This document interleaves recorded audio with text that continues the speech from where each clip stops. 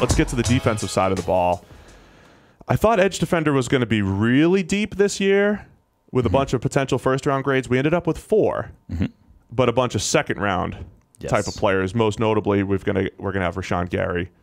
And yeah, I think people are sick Montez about hearing Sweat. about it at this point. Yes, Montez Sweat and Rashawn Gary are in our second round. Sorry. Some people are just tuning in. Our numbers, the millions and millions of listeners, there's more millions now. There are new millions, right? There's multi-millions. Okay. So more people want to hear about it. Okay, yes, we'll be lower on Rashawn Gary and Montez Sweat. But who are we high on? Let's talk about the guys we love. I mean, Nick Bosa, he's the dude. Like, he is the number one player, non-QB in this class. They just feel really good about him being the best player in this draft, not named, that plays the position. I think him and Quentin Williams also are very, you feel great about both. One might end up better than the other. I'm not going to tell you who. Like, I have no clue who will end up better. I just feel like they're both going to be exceptional NFL players, and so we'll lean towards the one in our system that's the more valuable position and the edge. So Nick Bosa, great. Josh Allen, exceptional grading. What he did in the SEC was Myles Garrett level, probably even better than Myles Garrett in terms of what we've seen in a single season. He just dominated, out-physicaled every tackle he faced pretty much in the SEC.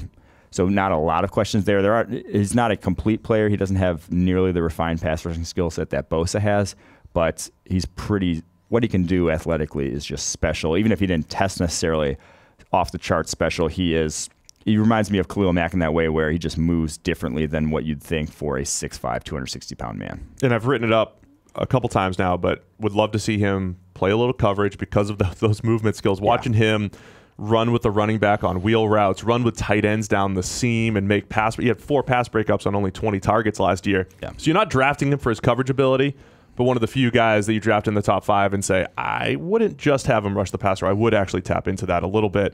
Jerry Tillery, the other guy that we've pounded the table for, man, he just, talk about moving differently, though. Some of these, Christian Wilkins got a ton of hype, and you see Christian Wilkins, who's been very productive for Clemson, he just doesn't have that same type of twitch and movement that Tillery does at almost 6'7", about 300 pounds. So he's quick with his hands and quick with his lower body to actually track down quarterbacks. Yep. The more you watch Tillery, the more you should buy into him as a top 10 pick like we do. Yeah, I don't like.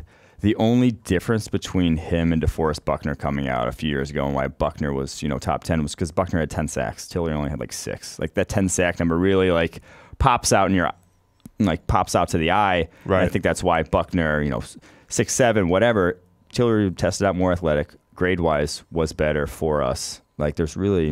He deserves to be in that conversation that Buckner was back in the day. He's the guy we're really going to bat for. Again, interior defensive line, we've got 6 first-round grades. Lowest one, Dexter. The 2 Clemson guys rounding out our first-round grades, Christian Wilkins and Dexter Lawrence. Linebacker, it's the 2 Devons, White and Bush, as first-round type of players. Big drop-off, though, after those guys to Tavon Coney and Blake. That's why I think they'll both go pretty high. I think they both end up going top 15, top 16 because... Position scarcity. Scarcity, yes. Definitely going to play a factor because the difference between him, those 2, and Coney, Cashman, there's a big gap. So they're just... much more talented football players. There's talk about the Bucs taking Devin White at 5. The Bengals want one of the Devons. It could be Bush at 11. So, and then it might not be a linebacker off the board for quite a while unless there's a surprise name that sneaks in there. The other rumors coming around, Dane Brugler from The Athletic had mentioned it might not be a corner off the board till number 25 or so. And so this is where we differ here. We put this board together using positional value, using the thought process that even if the corner's not Jalen Ramsey and not an elite corner, you still have to take shots at the position. It's so valuable. You should take multiple shots at them.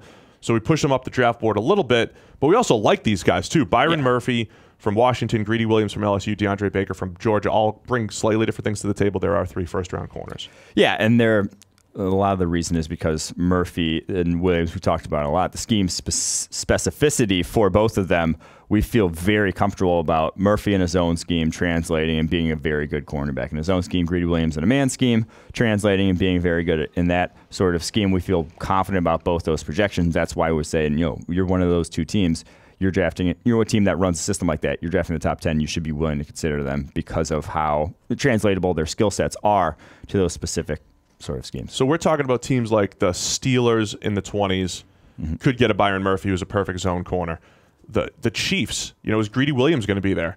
for the Chiefs at the end of the first. If we're talking about all these guys dropping, or is DeAndre Baker going to be there? Some of these teams that really could use corners and good fits might get a steal.